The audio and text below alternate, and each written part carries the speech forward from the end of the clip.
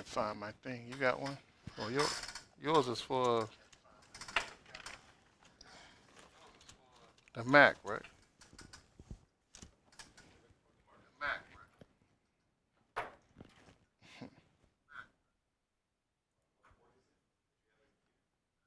Hmm? The H.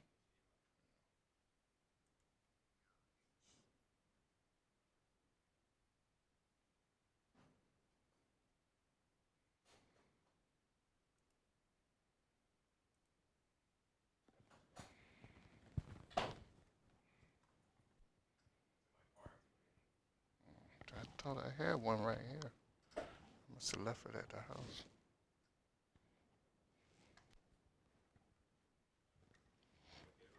No, don't worry about it. I guess we'll have to do without it.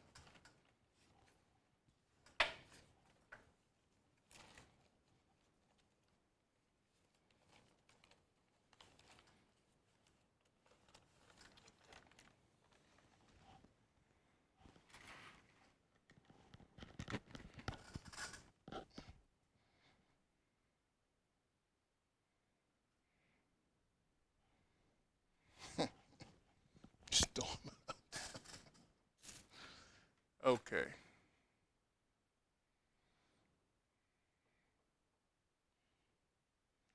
All right, let's go ahead. So, see if we can go back to the handouts. Any questions from last week?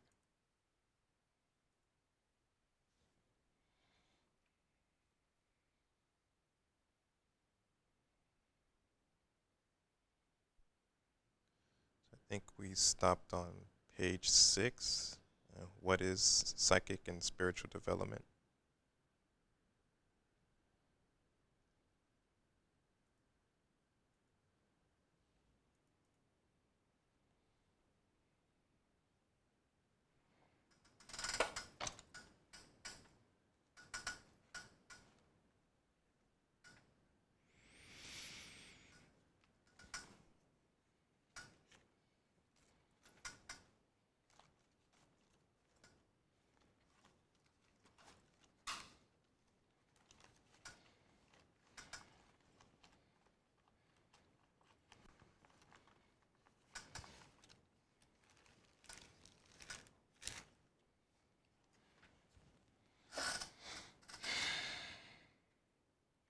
All right.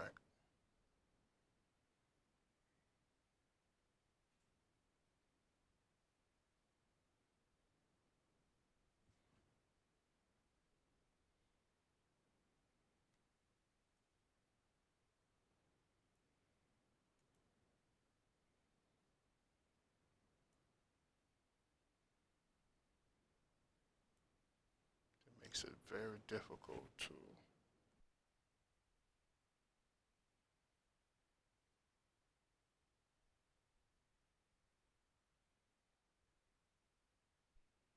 Just a couple pages I didn't add in.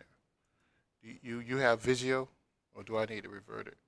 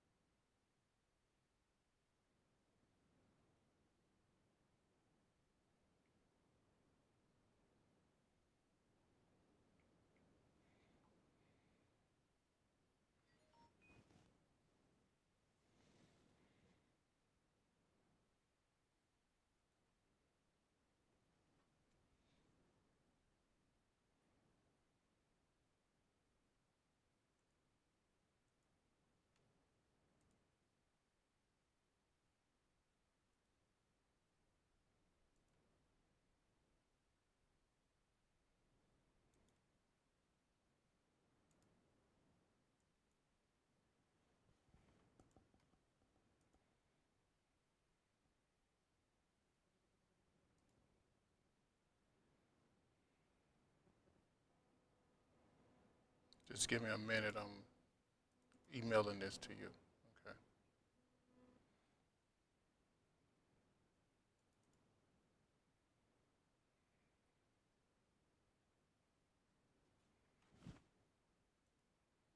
And for everyone online, if you have any questions, you can enter them in the chat window. Both Nehemiah and I will see it, and I'll also read them out in class for everyone else.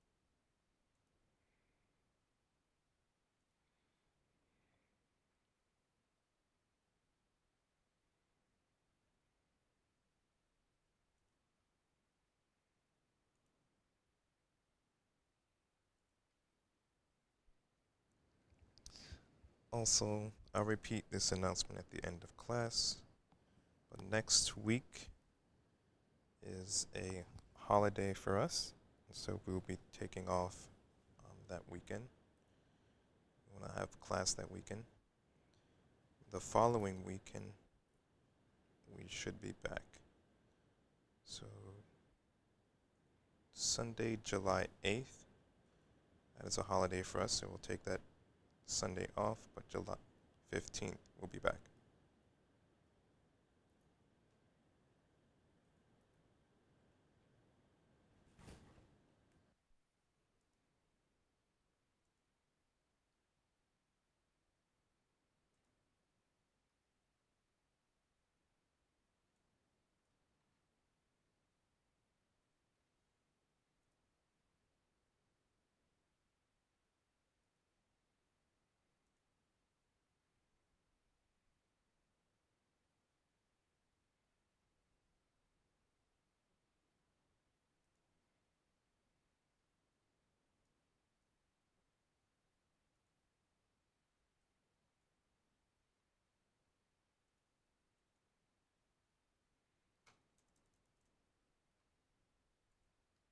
You should have it.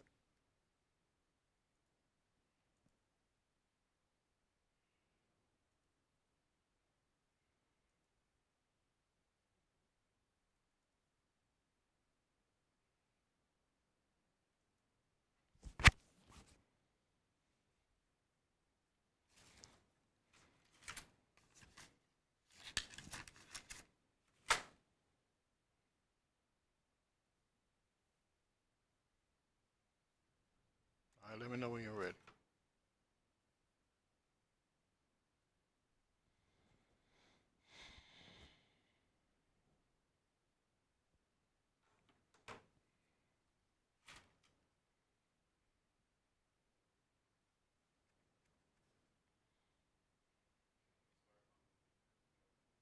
Hmm? Um,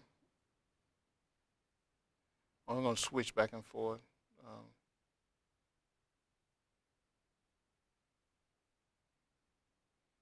we can start with the sound thing, the sound chart.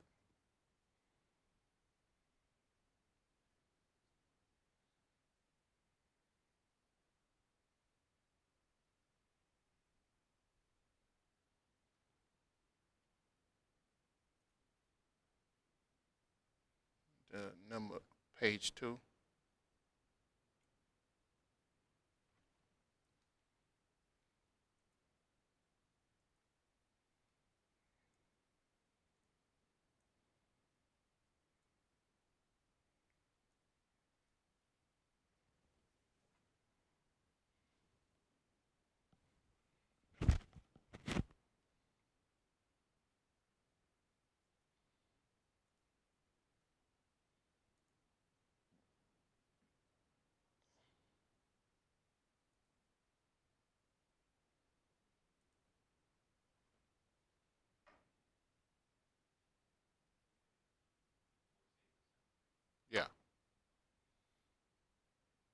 Yeah, go ahead. You put it up so they can see it. Yes. Okay, today I want to go over. We talked a lot about Kundalini over the last several classes, and today I want to go into how all this works. I know on the online syllables we said the cosmic alignment of Kundalini power, and what I want to do is go into that so that you all can see how it all aligns. And if you look at the chart here, um, and the whole seven chakras, I think we have six chakras there listed, but it's actually is well we have six chakras, but the top of the head is the crown chakra.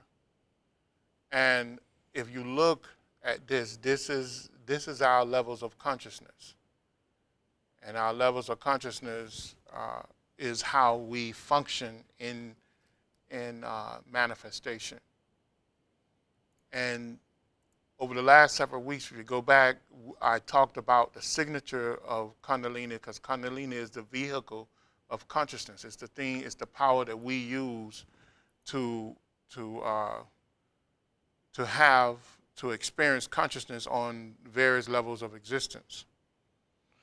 Uh, if you there's only been a few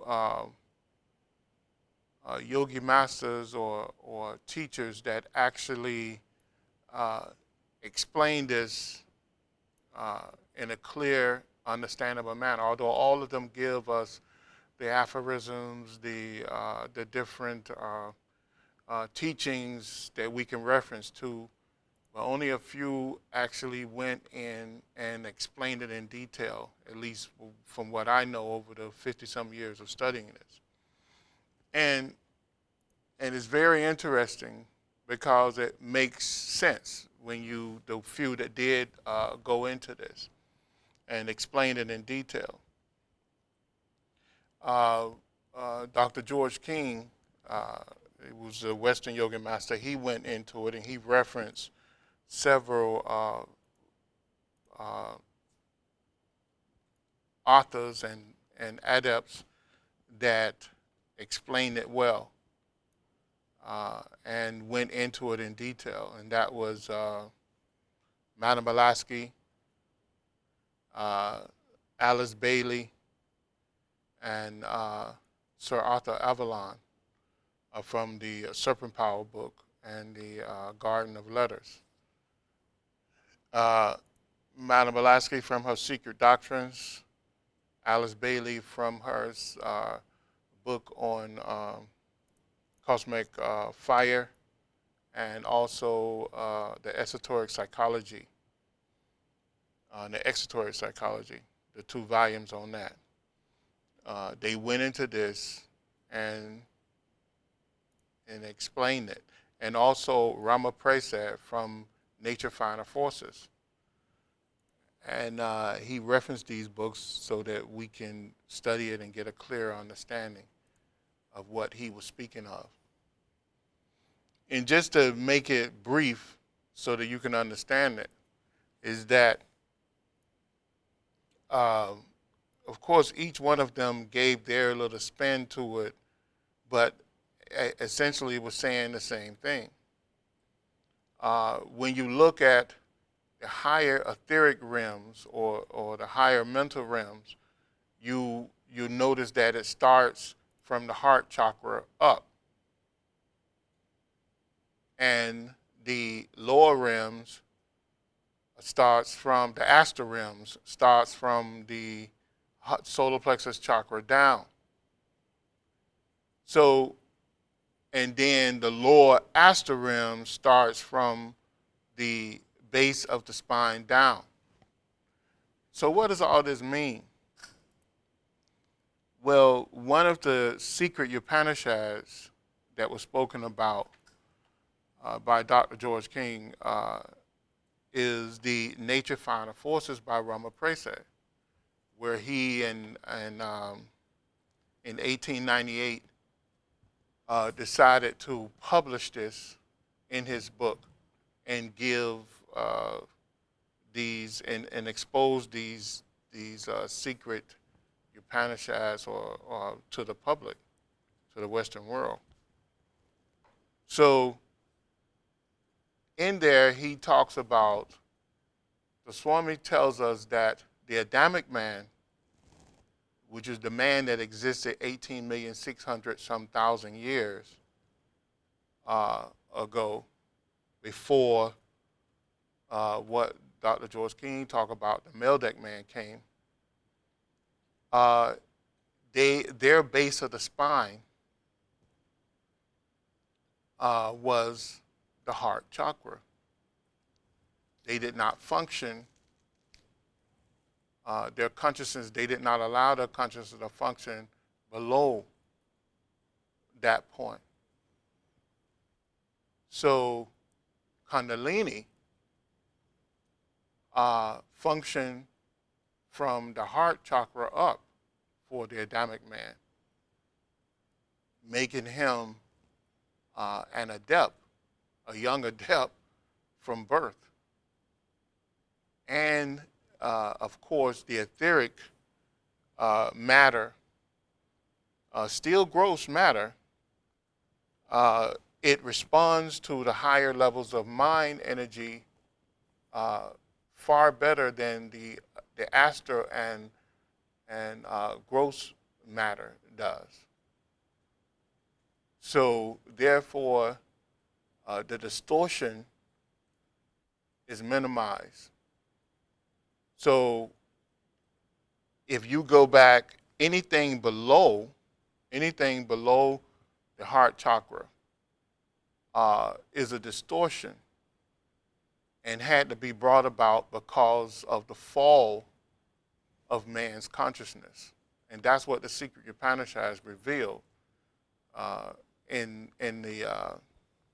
revealed a lot of things, but that's one of the main things it revealed in the Nature Finer Forces by Rama Prasad. That, and also it was described in greater detail by Alice Bailey, first by Madame Blavatsky, and then Alice Bailey. And it talks about how the great masters had to manipulate energies and matter and ask the Mother Earth to manipulate her energies and matter in order to allow the basic man as we know today to exist here on Earth. Because when you look at the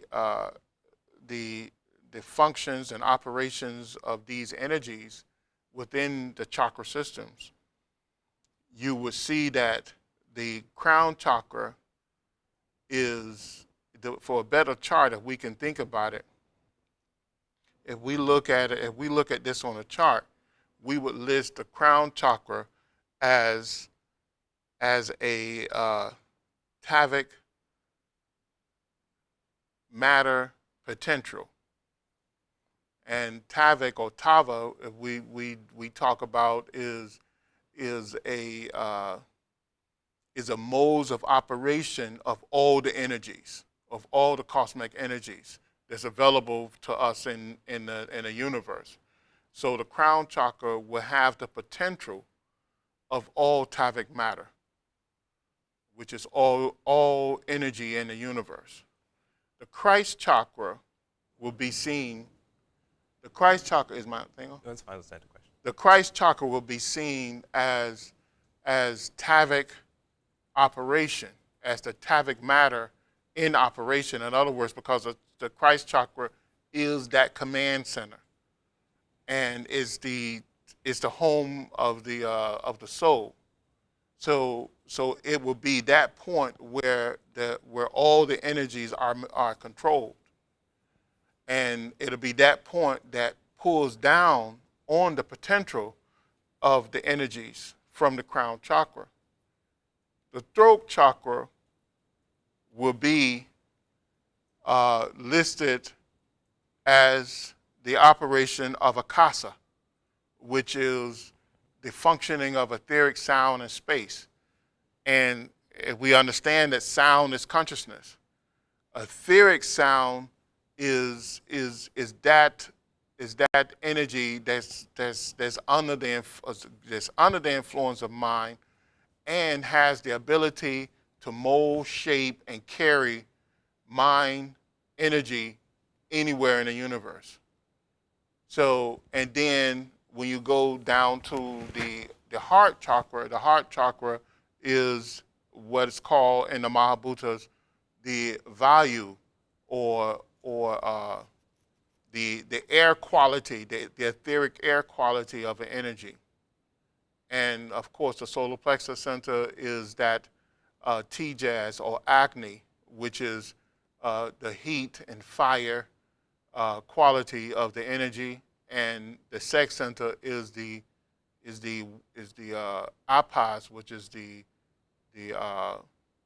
water quality or the liquid quality of the energy, of etheric energy. And then, of course, the base of the spine is pravitis, which is the solid etheric quality of the energy.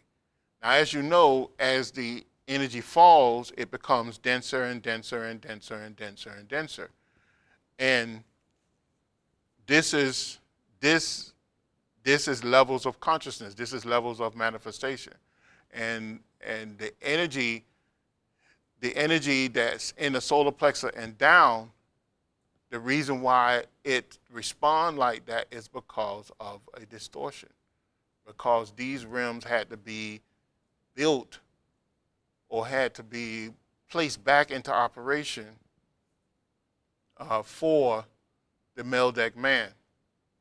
And the earth became grosser and grosser and grosser in order to contain the consciousness of the Meldic man. And when you look at the Kundalini energy, it functions like that. Even the body functions like that. Everything below is denser, and the consciousness is denser and more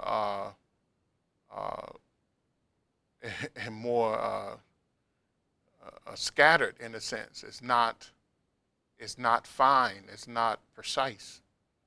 So you had a question? Yeah. Yeah. So you said the crown is the potential tattvic energy. Mm-hmm. Does that mean it's mostly or completely unmanifest? Yeah, because it only moves according to the law of karma. It's in a static state of potential. And that's because the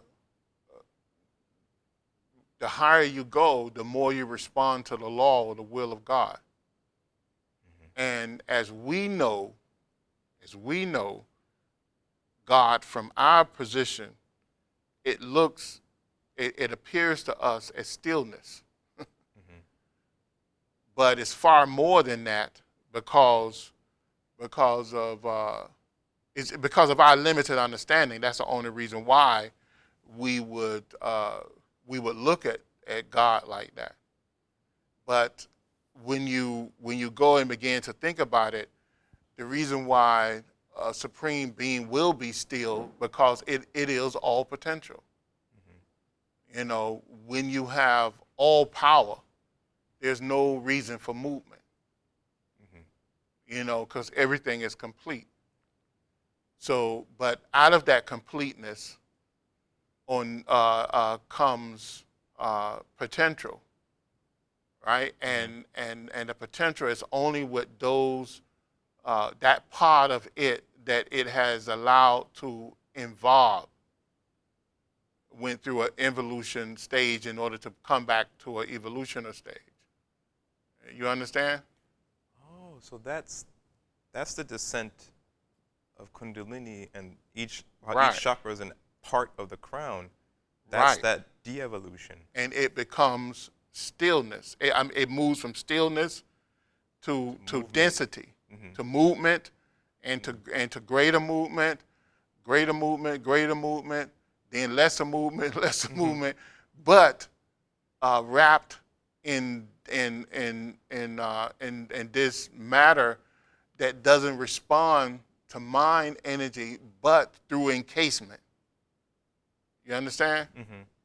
In other words, if we go back to the diagram that I was showing you all about the Sushumna, Mm-hmm. how you have the different layers. When you go and look up those definitions, you'll see that each definition represents an element, Mm-hmm. and the element, the closer it gets to the center, the harder and grosser it is. Mm-hmm. Because why? It protects the free flow of Brahma, which is the God energy within the spine or within Sushumna. Mm-hmm. And so that it stays uh, uh, relatively pure, right?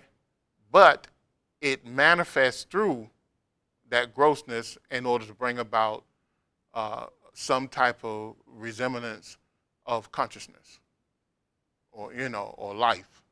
But and when you look at our bodies, the most gross and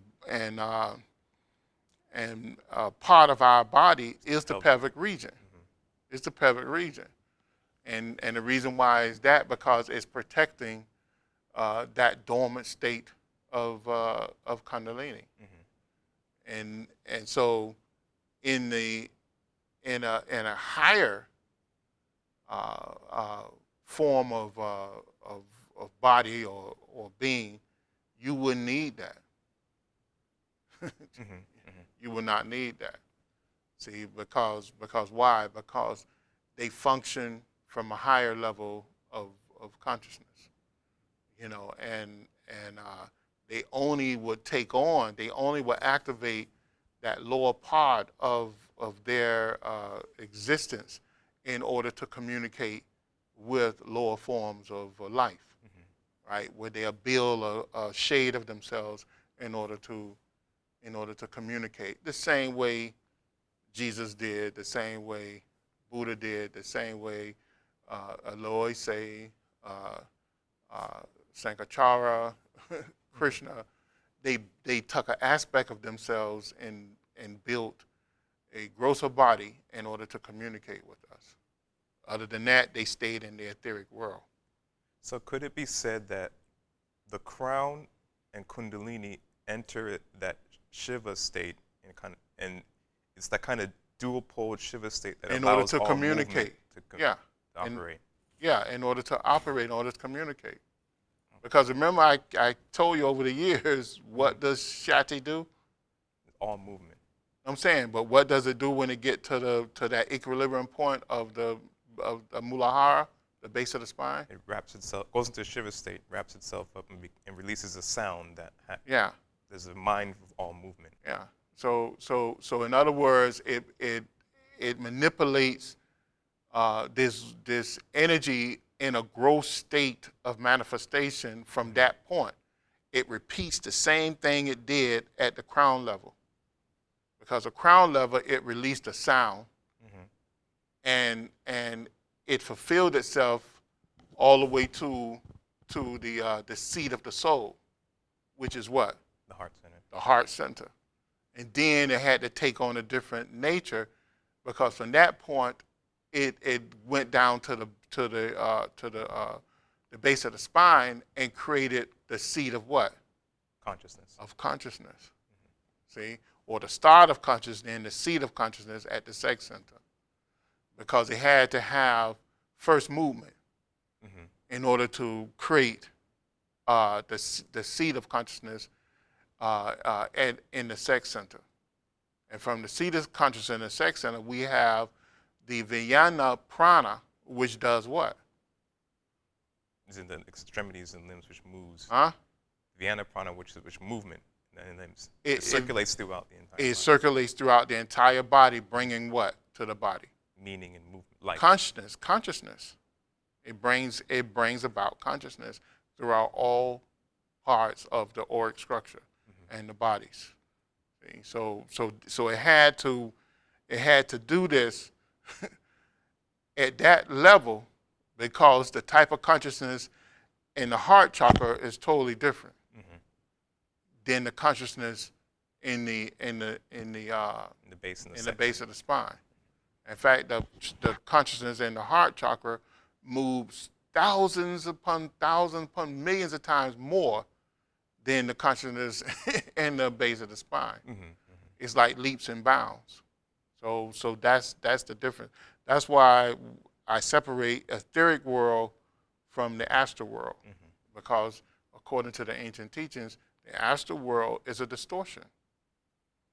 It's a subtle / gross distortion, and the physical world is a gross distortion.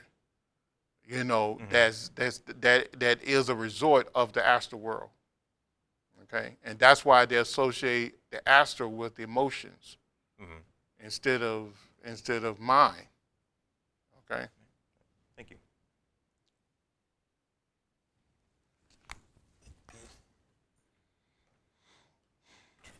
So everybody can understand that. Any questions? I know this is a hard subject to understand, but if you understand this, you years ahead of most people who study this metaphysical subject here.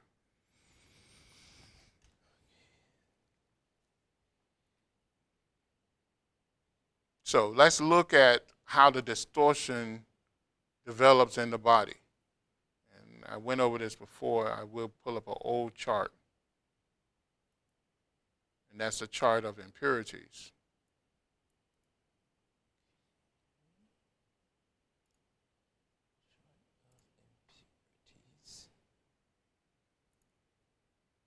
That's page 1. Yeah, it should be only one page there. Okay.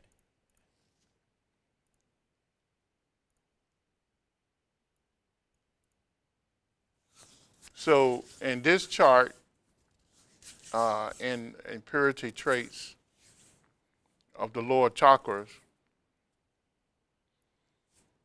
you can see the different impurities or distortion that hinders mind, that stop mind from functioning to its ultimate level. And these are the things that was revealed through the various yogic teachings and tantric teachings. Because the tantra teachings is where you loom the yogas together in order to force awakening of the Kundalini. And you have at least 21 different impurities that hinder the operation of mind. So these are some of them. Desire hinders, and you can see this. This is just natural. This is a natural thing. I mean, there's really no explanation that's needed for this. And if you need an explanation, you're not thinking clearly. Desire, anger, greed, delusion. These things hinder the functioning of mind. When you desire something, you can't think correctly. You can't pull on mind energy and direct it wherever you want to go. You are always pulled back to that thing that you are desiring. So that's why you will see in the yogi teachings, kill out desire. You know, anger. Anger brings about a dysfunction of mind. cannot be angry and think very precise thoughts unless it's related to the thing that you are angry about. In fact, anger brings about unconsciousness to a certain degree, and it allows animalistic instincts to arise in your personality patterns. Greed, same thing with greed. Greed have you throw away all your morals and in order to pursue that thing that you are have the greed for. Of course, delusion comes from the other three. And when you go into the second layer of the sex center, pride, attachment, hatred, passion, malice, jealousy, all these things stop you from functioning properly in the mind. That's why these three levels of consciousness that exist on the astral planes is a distortion. It brings about distortion of mind energy. It's hard for the mind because mind molds energy. And energy, whether that energy is subtle energy or liquid energy or fire energy or gross energy, mind molds this energy and have it to function in manifestation. So selfishness, fear, envy, lust, laziness, possession, deceit, revenge, guilt, cravings, all these things distort the mind belt within your auric structure, and it stops you from functioning to your ultimate level. So the practice of yoga have you to cleanse your auric structure from these impurity traits to allow you to have a free and clear flow of mind that responds to your will, your higher will, not your lower will. So this is what you have to cleanse the pathway, the naughty pathways of these impurities in order to control the power of Kundalini. So this is, these are things that are rarely spoke about in your yoga classes or your Kundalini classes. I haven't seen them in too many places. The people who say that, let me teach you how to raise Kundalini over the weekend. I haven't seen them mention these things, because they cannot help you raise Kundalini over the weekend. That's a farce. And if you were to raise Kundalini and you have these impurities blooming, you can hurt yourself. You can damage yourself. You can go crazy.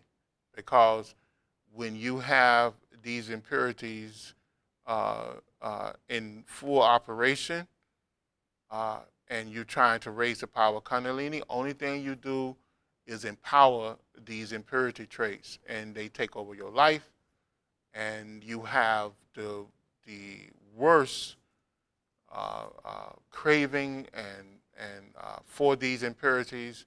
You want to go at it 100%, or you want to express these traits, because it empowers these traits. It empowers these ripples of mind to work at its highest level, and then all your morals, all your belief system is blown out the window, and you become, if you at the sex level, highly passionate. You have great pride, attachment. You attach yourself to everything. Jealousy. You be the best person at jealousy. So that's what the Kundalini power do when you release it at these levels. So that's why the yogi tell you to rid yourself of these or bring them under control so that they work and function in a positive way, not a negative way.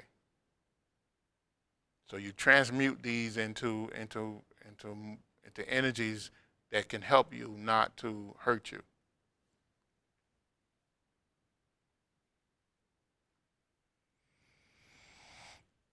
Okay, any questions on any of this?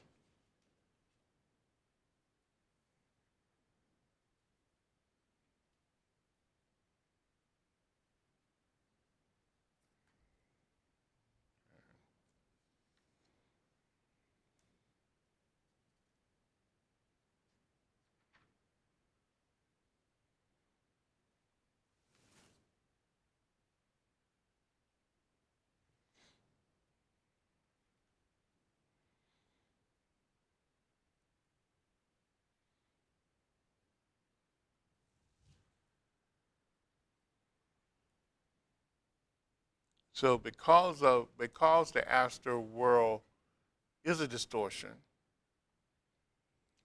when we talk about the astral senses uh, blending with the uh, the physical senses, this is why. Because if you don't bring this distortion under control, then you have what we have in this world today. When you look in this, when you look around us today, uh, these 20 impurity traits can be seen everywhere in our society. And if this wasn't the case, then you wouldn't have people starving for water when 70% of the surface of this earth is water. It doesn't make sense. Mm-hmm. No one on earth should be starving for water. You know, when water is in abundance, you know, and if water is abundance, then vegetation is in abundance. So you shouldn't have any people starving. But the reason why you have this is because you have leaders and the people around them, they get into their own selfish mode and they allow these impurities to take over their life. And then they come out with these slogans, you know, that let me get mine first before I take care of the rest of the world. Which is totally counterproductive to any type of higher thinking, you know, because if you look in nature, which is an expression of God, right? Uh, Everything in nature gives of itself, and when it does, it finds a balance point. When you make yourself of service, you find that things balance off in your life. Regardless of its appearance, it balances itself off in life. So because if you look at the most powerful being, intelligence in this solar system is the sun. And the sun gives of itself 24/7. The earth gives of itself 24/7. The moon gives of itself 24/7. You know, and without them, we cease to exist. So they are great emissaries of God. So therefore, it just tells you. And then when you look it throughout the whole functioning of this earth, you will notice that everything that functions, that gives life in earth, is always giving, and it doesn't take unless it gives. So it's really stupid for us to allow starvation, to allow uh, uh, any type of distortion in our society, knowing that is only going to come back to bite us. But we do this because we allow these impurities to filtrate through our auric structure. And the yoga systems is designed to stop this, to help, to give us some type of control over it, in order to bring about a balanced playing field for all humanity. Lee, did he answer your question?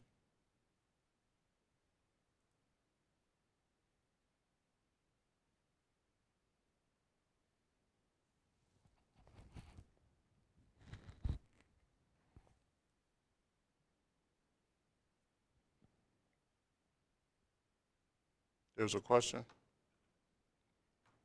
He says, I think you just answered it, but his question is balance and transmute. How do you achieve this? Through the practice of Tantra yoga, which encompasses all the yogas. So that's how you do. Jnana yoga is the yoga of wisdom. Karma yoga is the yoga of service, of action. And action actually means service, because why? Because proper action is when you serve. You become a servant to all life. Bhakti yoga is a yoga of devotion. You devote yourself to the will of God. Then you have Hatha yoga, which is the yoga of physical well-being. You have Raja yoga, which is the yoga of mental development. And Raja yoga encompasses most of the yogas too, through the limbs of yoga. You have to go back and study that. And then you have mantra yoga, which is the yoga of sound vibration, controlling sound or consciousness. And then you have pranayama, which is the yoga of control of energy, and which is all a part of Raja yoga. And then you have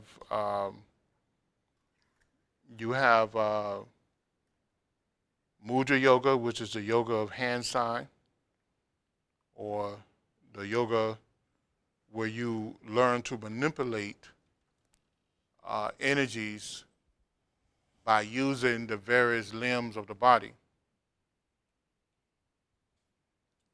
Then you have am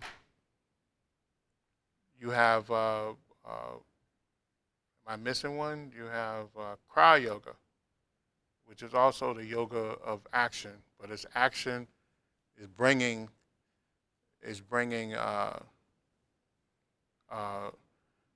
your actions under the will of God in a daily fashion, in a daily function, where you apply a series of actions on a daily basis in order to shape and mold your karmic pattern. And then you have Tantra yoga, which looms all the yogas together in order to bring about the will of the awakening of the will of your consciousness, in order to wake your consciousness up through raising the power of Kundalini. All this brings about transmutation. It cleanses the auric fields, the nadi fields of the body, and allow a free flow of thought through the body, and it brings about an awakening of Kundalini, a conscious awakening of Kundalini. And then you can bring about what is called a dissolution of consciousness, where you control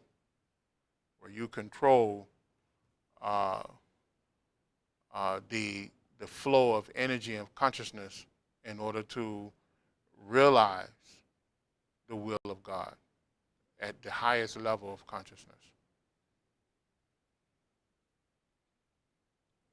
So that is the pathway of yoga. And the 8 limbs of yoga talks about yama, which is control, niyama, which is the observance of God in all your actions. The yama is the control of thought and actions, and then niyama is the control, is to bring about the observance of God in your thought and actions. And the third limb is asana, right? Yes. Which is learning the seats of power, the positions of power, and then the fourth is pranayama, which is the control of prana, of energies, of subtle energies.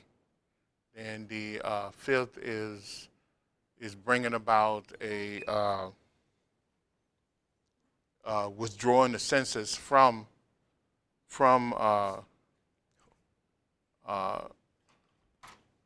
withdrawing your senses within, and then the sixth is concentration, which is training the mind to think down one channel of thought or subject, and then contemplation is taking the concentration to a contemplative level where the stream of thinking down one line of one channel brings about a magnetic pull of energy of energy and information on that subject, which is not available to you through your normal senses. And then that's contemplation. The next level will be meditation, where your concentration and contemplation turns into meditation, where you become one with the thing in which you are concentrating and contemplating on. Okay? What book is this? I guess she's asking for what book, sources or things you can read. And is it true a specific mantra can cancel karma? Mantra can help burn up negative karma. And it's really the way mantra works. Mantra works where it codes your auric fields, your notic fields. And in other words, as we move through our daily life, and we thinking and speaking and acting, we create what's called samskaras on our aura. And these samskaras become seeds of energy that will manifest a reaction, some in some future form. So whatever we do today will have a reaction tomorrow. Tomorrow can be a second from now, 2 minutes from now, or 10 years from now.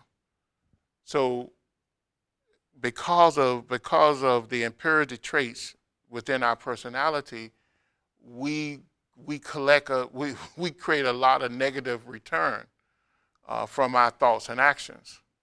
So mantra was given to us to chant the mantra and create a centrifuge effect to allow the aura to spin and burn up those negative samskaras that's capable of being burnt up and transformed, and those that's not, to inhibit them to a time that you can have a greater strength to tackle them later. So if you chant a mantra properly, that mantra, if someone was to look at you psychically, they'll notice that the mantra spins the aura in a way that creates this screen, and this screen actually burns up or separate the pools of auric substance within the aura, and allows a free flow of energy, of mind and vital energy to the chakras, to give you a greater strength and clarity of what you need to do, which knowledge place you on a different level of consciousness.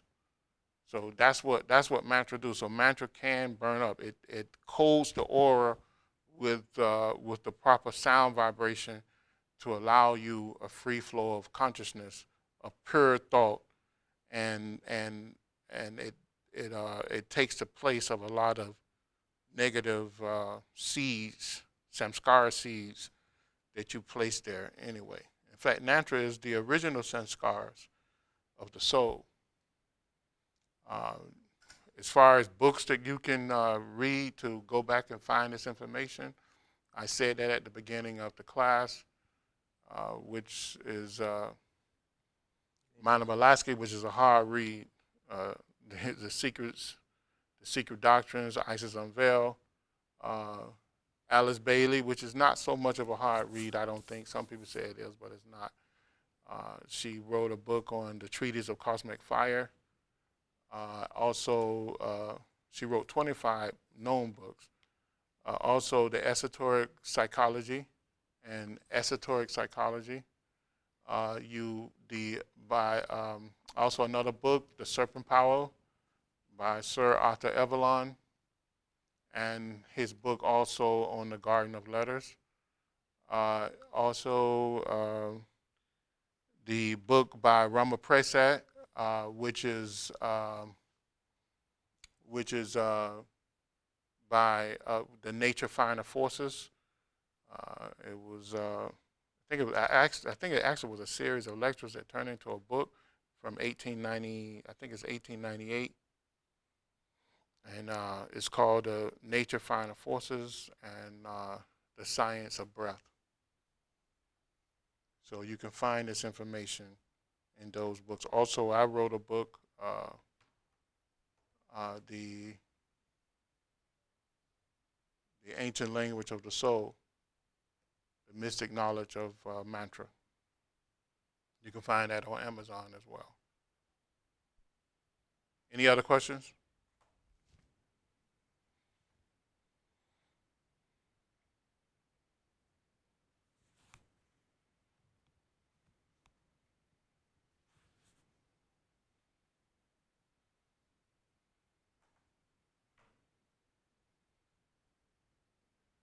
There's no other questions. I think we covered enough.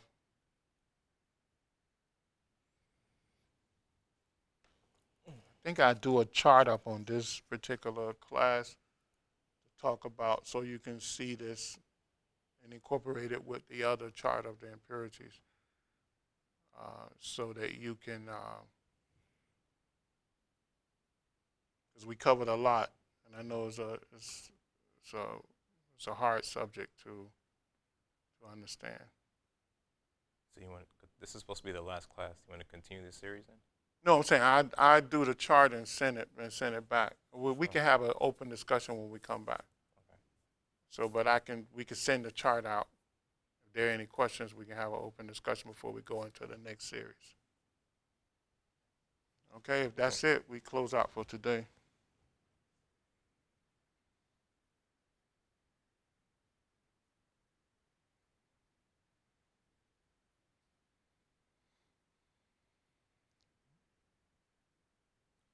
So just a reminder, there will be no class next week, July 8th. We will be back July 15th, that's Sunday. As you just heard, it'll be an open discussion, so if you have any further questions or any questions that come up over the next 2 weeks, save them for July 15th and we'll address them then. Or you can email us the questions as well.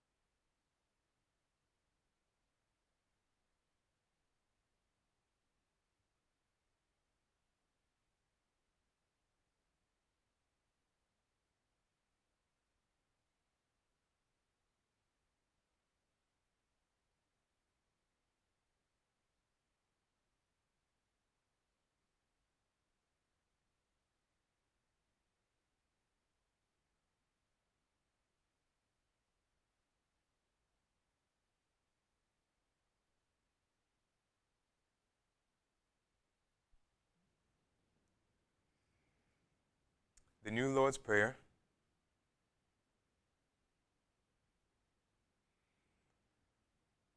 O divine and wondrous Spirit, O everlasting Lord of hosts, send forth now through me thy great and lasting power.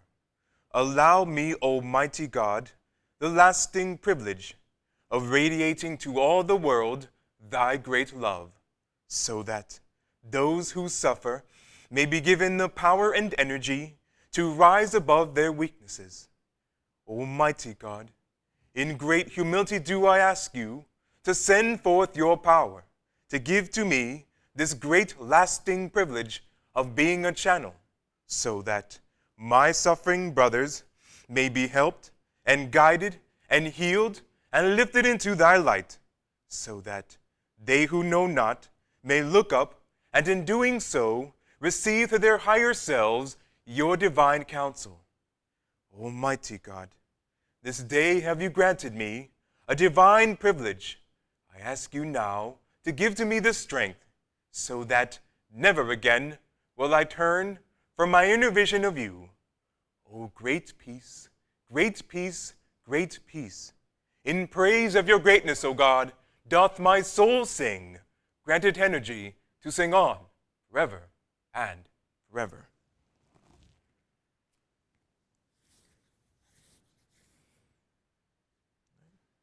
Thank you for watching. We'll see you July 15th.